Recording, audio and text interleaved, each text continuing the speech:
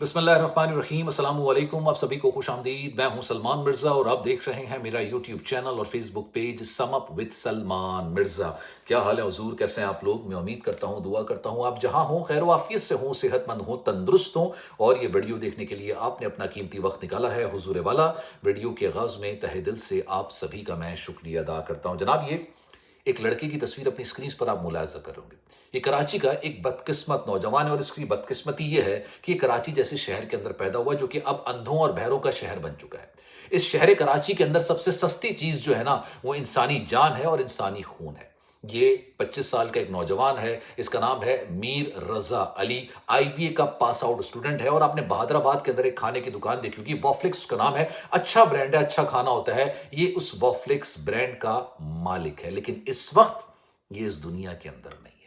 इसको इंतहाई बेदर्दी के साथ तशद्दुद का निशाना बनाया गया। इसके जिस्म के मुख्तलिफ हिस्सों को जलाया गया। इसको गोली मार के कत्ल किया गया और गुलिस्तान जौहर ब्लॉक 1 में शादी किला के पास झाड़ियों में इसकी लाश को फेंक कर नामालूम अफराद फरार हो गए और वो नामालूम अफराद अभी तक पुलिस की गिरफ्त से बाहर हैं, जैसे आम दिनों में होता है, आम वाकयात में होता है। किसी को भी मार दो और उसके बाद कोई पकड़ में नहीं आता, एक और सानहे का हम इंतजार कर होते हैं। अब इस लड़के के साथ 25 साल इस नौजवान के साथ एग्जैक्टली क्या हुआ? अपने वालिद की इकलौती औलाद था, दो ही बहन भाई थे, अकेला लड़का था अपने वालिद का। ये इसके साथ क्या कुछ हुआ तो मैं आपको इस वीडियो में आगे चल के बयान करूंगा, लेकिन इनके वालिद साहब की मैं गुफ्तगू सुन रहा था।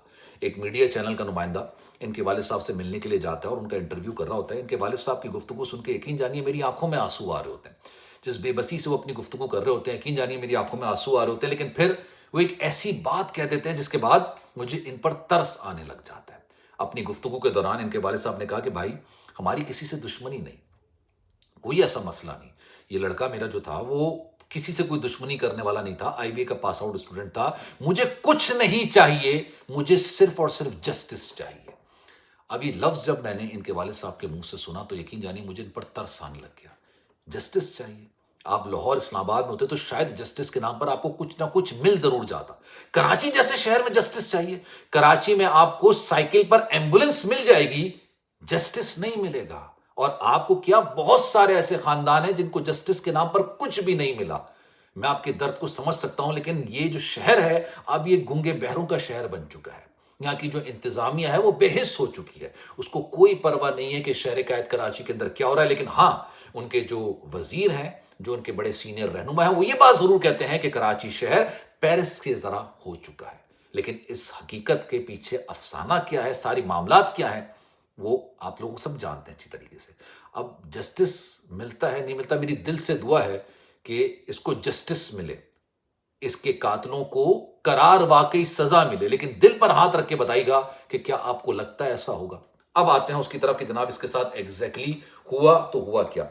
अच्छा, होता ही है कि जाहिर सी बात है, खाने का कारोबार कर रहा है, खाने का काम कर रहा है, तो ज्यादातर कराची में जो खाना का काम होता है वो रात का काम होता है। रात की चीजें चल रही होती हैं, रात में चीजें चल रही होती हैं। जनाब, होता यह है कि पीर और मंगल की रात, मतलब पीर का दिन होता है, रात लग चुकी होती है, रात के 12 के बाद का टाइम हो चुका था, 3:30 बजे के करीब ये अपनी वालिदा से कहता है कि मैं थोड़ी देर में नीचे से आ रहा हूं। उम्मीद तौर पर कहता है ना कि यार मैं भी आ रहा हूं, कोई दोस्त आया है, 10 मिनट में आ रहा हूं। ये कह के लड़के अक्सर घर से निकल जाते हैं, आप भी निकलते होंगे, हम भी निकलते थे कि भाई 10 मिनट में आ रहा हूं, और फिर आ जाते हैं।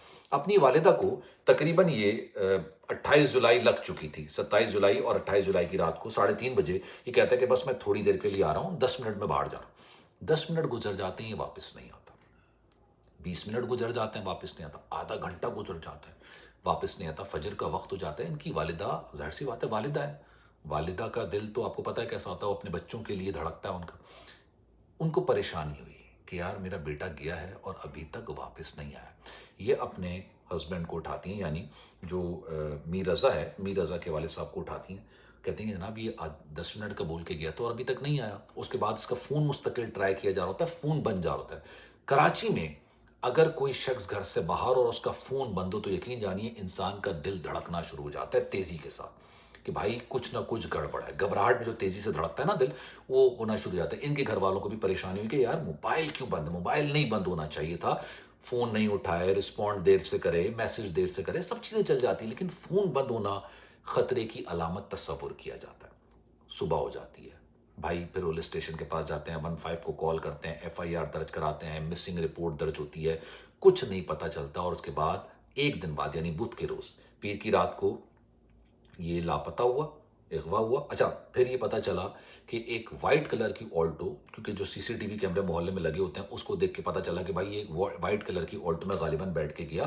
اس کے بعد کچھ نہیں پتا چلا، سننے میں یہ آیا کہ بھائی اس نے ایک رائڈ بک کی تھی۔ اچھا، کچھ لوگ یہ بھی کہہ رہے ہیں کہ بائک رائڈ تھی، لیکن ان کے والد صاحب کا بیان ہے کہ وائٹ آلٹو میں بیٹھ کے گیا۔ اچھا، اس کے بعد پھر بدھ کے روز پولیس کو ایک لاش ملتی ہے گلستان جوہر بلاک 1 میں، آپ نے دیکھا ہوگا شادی قلعہ، اس کی جھاڑیوں میں ایک لاش ملتی ہے۔ لاش کی حالت ایسی ہوتی ہے کہ وہ پہچاننے کے قابل نہیں ہوتی، کیونکہ اس کے چہرے پر تیزاب ڈال کے اس کے چہرے کو مس کرنے کی، شناخت کو مس کرنے کی کوشش کی گئی ہوتی ہے۔ لاوارث سمجھ کے لاش کو لے کر آتے ہیں اور اس کے بعد پھر مختلف لوگوں کو اطلاع کی جاتی ہے، ان کے والد کو بھی اطلاع کی جاتی ہے کہ ہمیں اس طرح سے ایک نامعلوم لاش ملی ہے۔ سوچیے وہ باپ جو جس کو یہ اطلاع ملی ہو کہ بھائی ایک نامعلوم ایک لاوارث لاش ملی ہے، ہم پہچان نہیں کر پا رہے ہیں اور آپ کا بیٹا 2 دن سے غائب ہے، تو آپ آ کے ذرا دیکھ لیں، سوچیں اس پر کیا بیت رہی ہوگی۔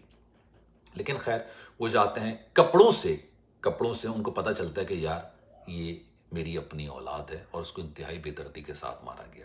جب خیر پولیس تحقیقات کر رہی ہوتی ہے، ابھی میں آپ کو 2-3 چیزیں اور بیان کروں گا جس سے آپ کو اندازہ ہوگا کہ یار کراچی میں کس کس چیز کا رونا رویا جائے، کس کس چیز کا رونا۔ ہم سب کراچی سے تعلق رکھتے ہیں، افسوس ہوتا ہے کہ جس شہر میں پیدا ہوئے ہیں، جس شہر میں پڑے بڑے ہیں، جس شہر میں کرکٹ کھیلی ہے، اس شہر کا اب یہ حال ہو چکا ہے کہ ماں باپ اپنے بچوں کو گراؤنڈ میں کرکٹ کھیلنے بھی نہیں دیتے کہ اللہ نہ کرے کوئی واقعہ نہ ہو جائے، کوئی اٹھا کے نہ لے جائے، کوئی مار کے نہ چلا جائے۔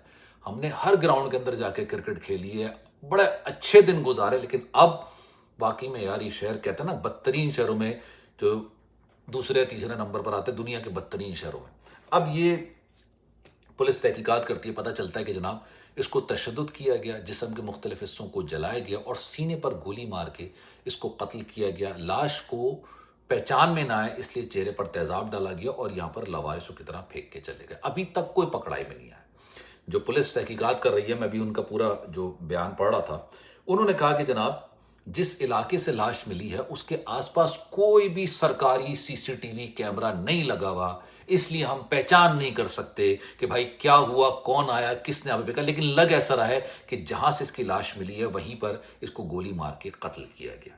اچھا، پھر انہوں نے ایک اور بیان دیا، انہوں نے کہا کہ بھائی پاس میں ایک پرائیویٹ اسکول ہے، قریب میں پرائیویٹ اسکول ہے، اس میں سی سی ٹی وی کیمرہ لگا ہوا ہے، لیکن ہم نے جب جا کے وہ C C T V camera check کیا تو پتہ چلا کہ وہ C C T V camera خراب ہے۔